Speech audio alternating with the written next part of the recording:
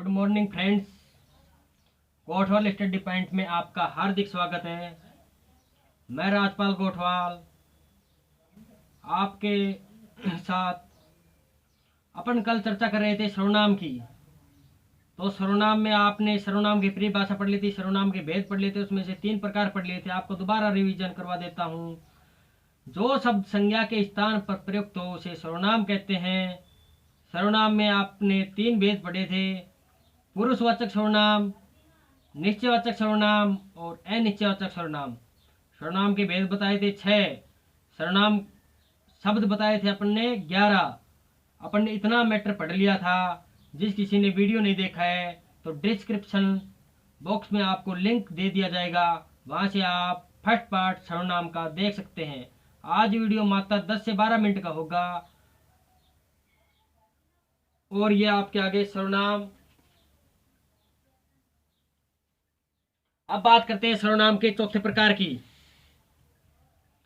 सर्वनाम का चौथा प्रकार था संबंधवाचक सर्वनाम। संबंधवाचक सर्वनाम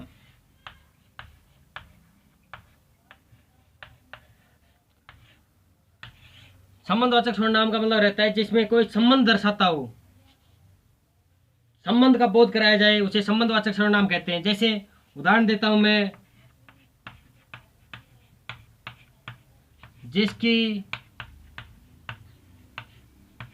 उसके, जैसी, वैसी। तो इस प्रकार से उदाहरण संबंधवाचक सर्वनाम के। अब मैं इसको वाक्य में प्रयोग करके बताता हूं। जिसकी लाठी,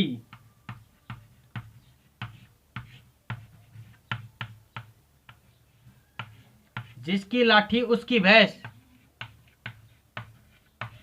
ये क्या है? संबंधवाचक सर्वनाम है। अब देखना, जिसकी क्या है? संबंधवाचक सर्वनाम।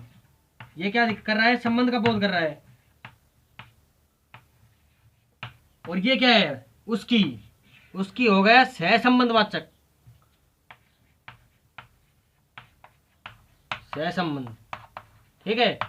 अब बात करते हैं, जैसे इस ये उदाहरण लेते हैं जी। बिल्कुल, जैसी करनी वैसी भरनी, जैसी करनी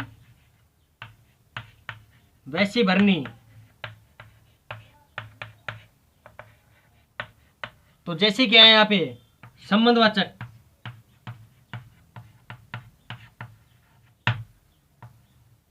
वैसे क्या है यहाँ पे? सहसंबंध। आपको ये ध्यान रखना है बस। तो बात करते हैं आगे हम। ये संबंधवाचक सर्वनाम कंप्लीट हो गया। बात आती है प्रश्नवाचक सर्वनाम की। प्रश्नवाचक सर्वनाम भी कोई हार्ड नहीं है। प्रश्न, इसको तो आपने जैसे लिखेंगे प्रश्नवाचक, उससे ही पता चल जाएगा कि प्रश्नवाचक सर्वनाम होता क्या है। जैसे बात करते हैं नंबर 5 सर्वनाम अपना है प्रश्नवाचक सर्वनाम। तो प्रश्नवाचक सर्वनाम क्या है? जिस किसी में प्रश्न का बोध हो जाए उसे हम प्रश्नवाचक सर्वनाम कहते हैं। जैसे क्या, कौन, कैसे, कहाँ, ये सब क्या है? प्रश्न का बोध करा रहे हैं। किसका बोध करा रहे हैं? प्रश्न का। जैसे राम कहाँ जा रहा है, तो इसे प्रश्न पूछ रहे हैं ना, तो ये प्रश्न का बोध करा रहे हैं। सीता कहाँ जा रही है? सीता क्या खाती है? सीता क्या खाती है, या सीता क्या खा रही है?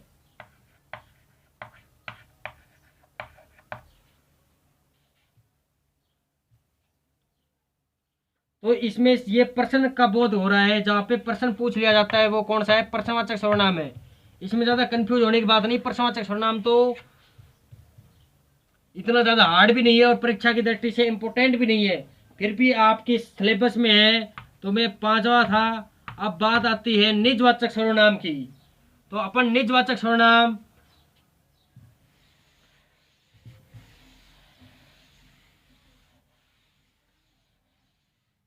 नंबर 6 है निजवाचक सर्वनाम। निजवाचक सर्वनाम। निजवाचक सर्वनाम का मतलब क्या रहता है? जिसमें अपने आप का, स्वयं का परिचय दे या स्वयं के कार्य करने का बोध हो, उसे हम निजवाचक सर्वनाम कहते हैं। जैसे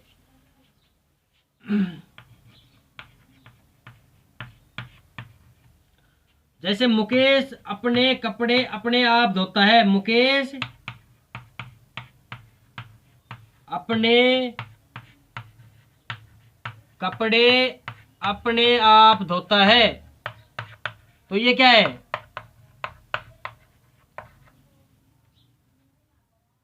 मुकेश अपने कपड़े अपने आप धोता है, सॉरी, अपने आप धोता है। तो इसमें क्या है? ये जो अपने आप है, निजता का बोध हो रहा है यहाँ पे, अपने स्वयं का परिचय दे रहा है। जैसे राम श्वेत घर चला जाएगा। राम श्वेत है घर चला जाएगा।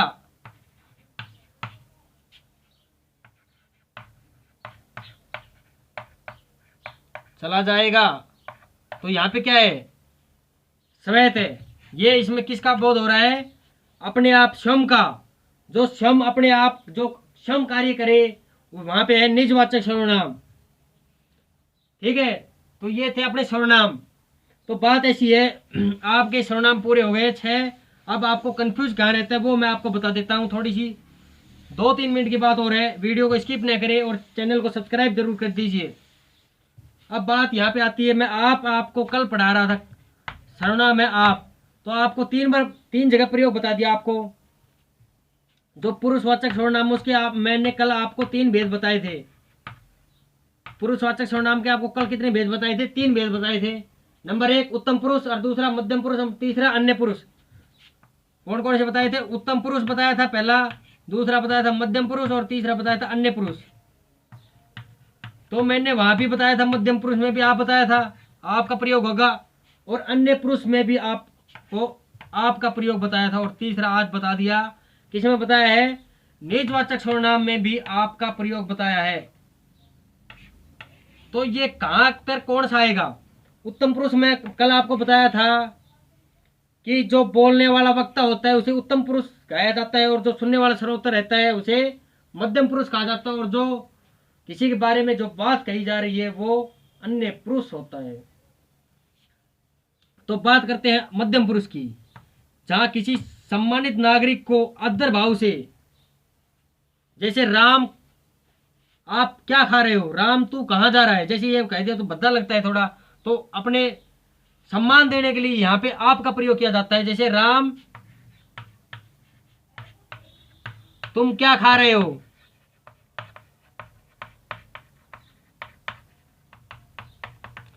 तो यहां पे जो है ना, तुम की जगह आपका इस्तेमाल किया जाता है मध्यम पुरुष में। राम आप क्या खा रहे हो।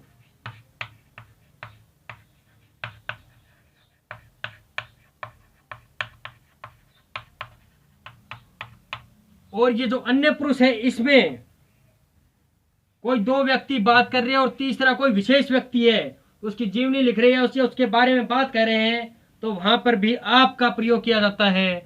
और बात है निज की, जहां पे स्वयं का परिचय या काम करने का बोध पाया जाता है, वहां भी आपका इस्तेमाल होता है। अब आपको कंफ्यूज बिल्कुल भी नहीं होना है, तीनों में आपको अलग अलग बता दिया है आप कहाँ पे इस्तेमाल होता है, कहाँ पे कैसे इस्तेमाल होता है। मध्यम पुरुष में क्या बताया था? किसी बड़े को आदर या सम्मान देने के लिए आपका प्रयोग किया जाता है। अन्य पुरुष में अगर कोई महान व्यक्ति है, उसकी हम जीवनी लिख रहे हैं, तो वहां भी आपका इस्तेमाल किया जाता है, आपका प्रयोग किया जाता है। और निज जो अपना कार्य स्वयं करते हैं, वहां भी आपका प्रयोग किया जाता है। धन्यवाद जी, आपका दिन शुभ हो। कल हम विशेषण के बारे में पढ़ेंगे। अपना सर्वनाम कंप्लीट हो चुका है, कल हम विशेषण के बारे में बताएंगे आपको परिचर्चा। धन्यवाद जी, आपका दिन शुभ हो। धन्यवाद, बिल्कुल।